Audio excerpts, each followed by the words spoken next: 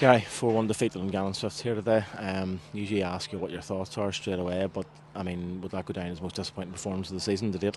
Absolutely. It's a game that we felt we were primed and ready for, and we've fallen flat against one of our nearest rivals. There's no excuses from me. And to be honest, the boys are hurting, they're disappointed, but there's no excuses coming from them either. It's a game where we didn't turn up, and it's possibly the biggest game of the season. I've said many times it's fine getting these moral victories and pats on the back for good performances against the so-called bigger teams, but you get no points for it on when you come to a rival and fall flat. That's what happens at this level, and unfortunately we're now looking up at everybody else. Can you put your finger on what went wrong today? We didn't start the game well, and once we conceded after 5 minutes, they grew in confidence. I think we could have scored directly after that. We had a couple of big chances and we missed them. The game, in truth, there was chances aplenty at both ends. They had the lion's share possibly, but certainly we could have scored a hell of a lot more goals as well. And again, that from us isn't the type of game that we want to play in. We pride ourselves on sort of having control. We don't want that basketball scenario whereby you go, we go, because both teams are left vulnerable and exposed. And over the last couple of weeks, I thought we had eradicated some of that. But again, we've conceded 4 goals today, and it possibly could have been more than that. So it's something that we're going to have to look at, because the amount of chances that we're giving up is frightening. When you did score just before half-time, what was the message at half-time? Because I mean, it started maybe the first 5, 10, maybe even 15 minutes of the second half a lot better than we did the first half, but it just didn't lead to goals. Well, the message at half time was how poor we were in the first half. There's no hiding place from that. The players know that, we know that. It's probably the worst 45 minutes since I've overseen it, if I'm being completely honest. And we did get a lifeline, and we talked about the next goal being huge. We talked about keeping the score for them at 3.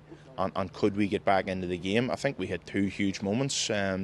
Adam Carroll, maybe the keeper makes a good save, and then he tries to flick it into the net. I'll have to see it back. And then there's another one where the keeper parries, and I don't know how it just went the other side of Adam Sally. And we feel there, if it goes 3-2, that maybe there's a fragility in their camp that we could exploit. When it doesn't, and they score next, then the game's over. And it's certainly something that we have to cut out very quickly. How do you go about that?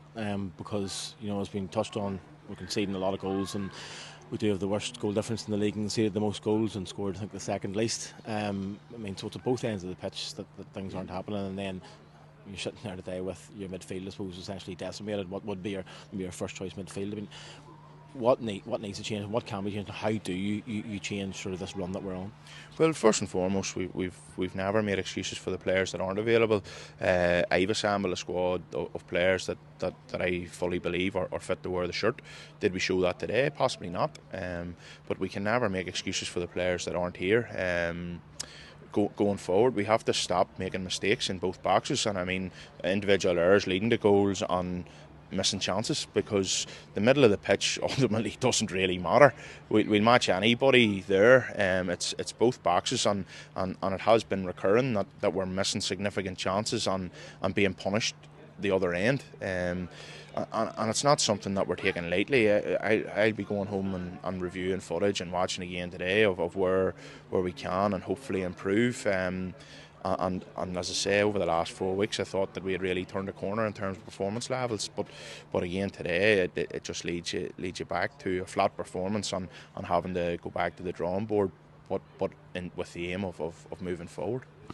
Just lastly, Glenavon at home next Friday.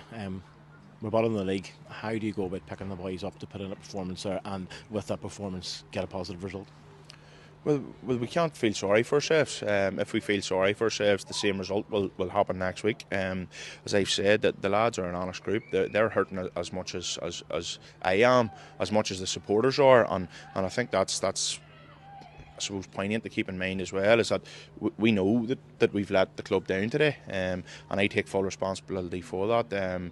But ultimately this week it'll be back to basics, and we'll be chomping at the bit come next Friday to certainly deliver a performance whereby we can all step back and look each other in the eyes and hopefully admit that we've given our all. Today, could we do that? I'm not so sure.